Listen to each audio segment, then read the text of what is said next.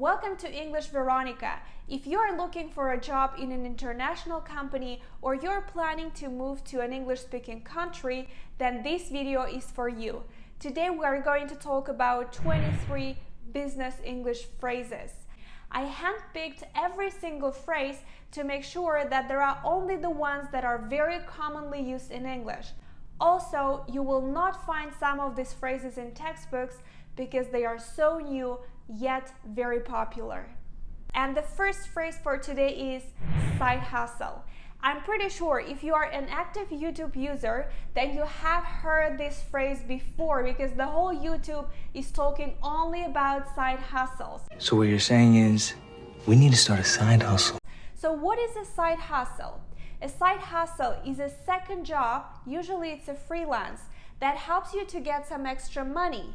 For example, nowadays a lot of people are offering to sell products on Amazon to get some additional income.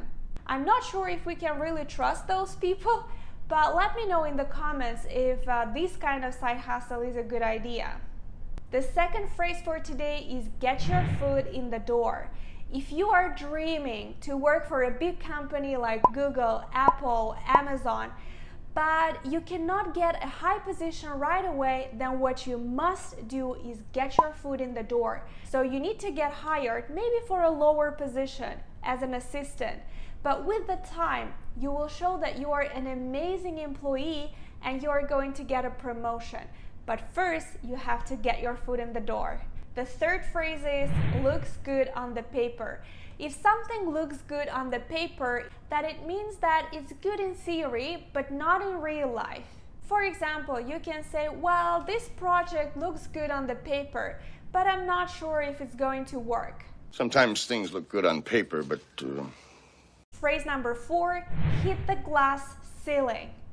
You probably know what is a ceiling, right? So we have a floor and we have a ceiling. So this phrase is used when you are working in the company and you are reaching a certain level and there is no more space for growth.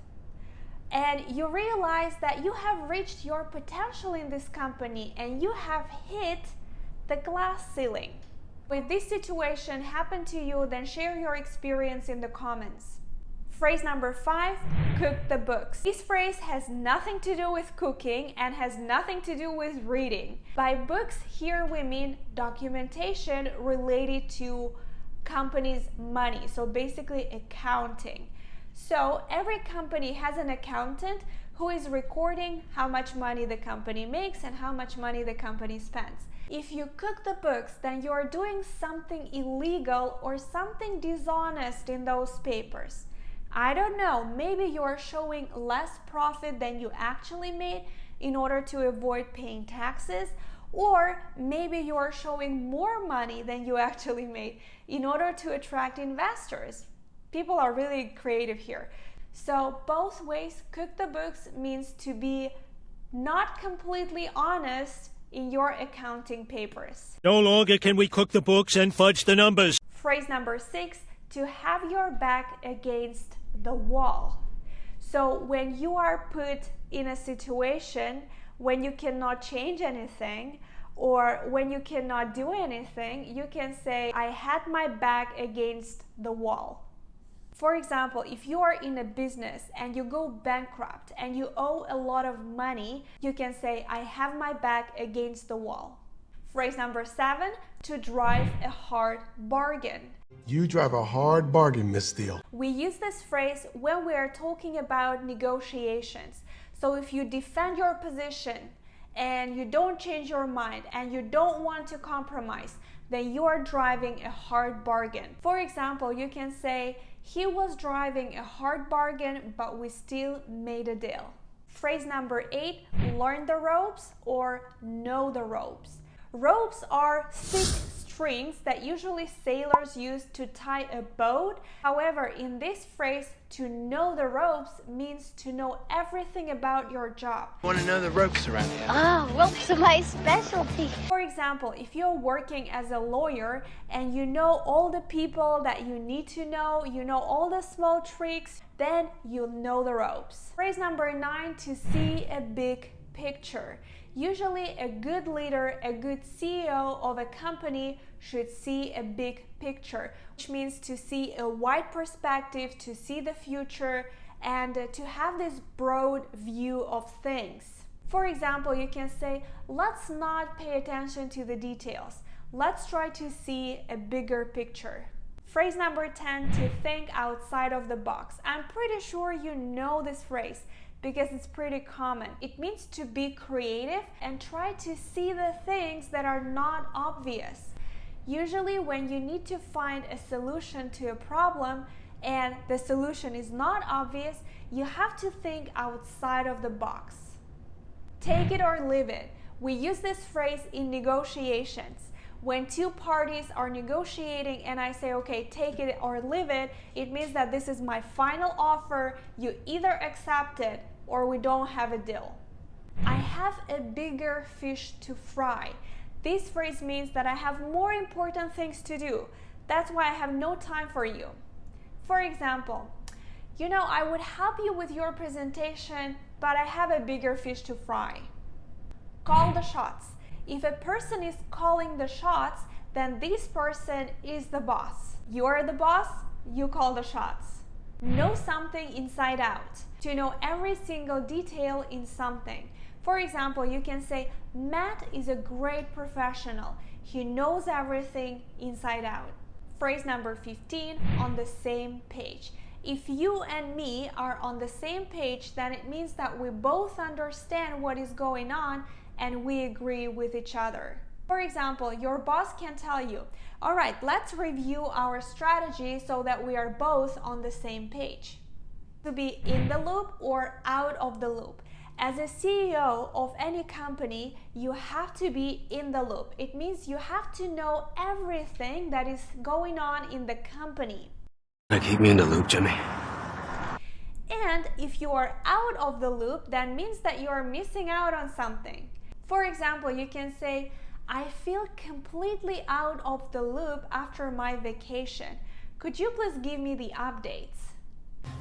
I feel a little out of the loop here. Put someone on the spot. If you are putting someone on the spot, that it means that you are making this person take a decision right now, immediately. For example, you can say, my boss put me on the spot today by asking me to present next year's budget. I was totally unprepared.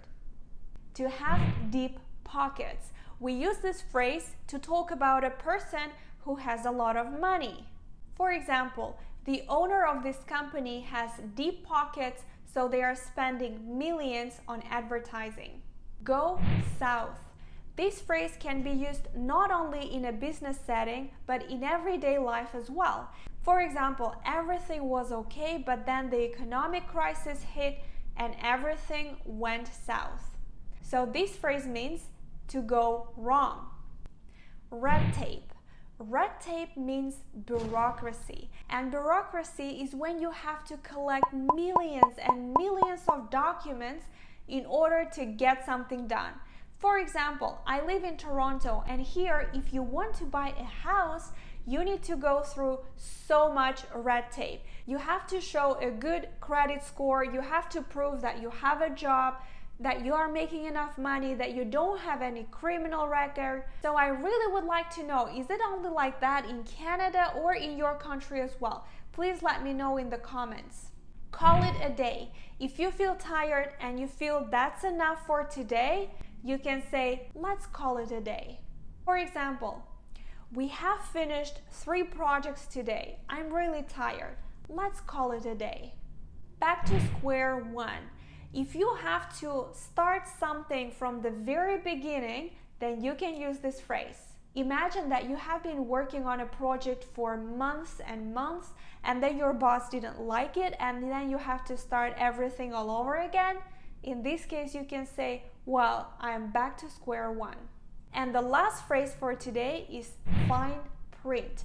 This phrase is very common when we are talking about contracts. You probably all know that some of the very important things are put in the end of the contract in a very small print so that people don't get to read it. So this is something that we call fine print. Always read the fine print, amigo. Great job, guys. You did it. You watched this video till the very end. I hope that you took some notes and you remembered some of the phrases.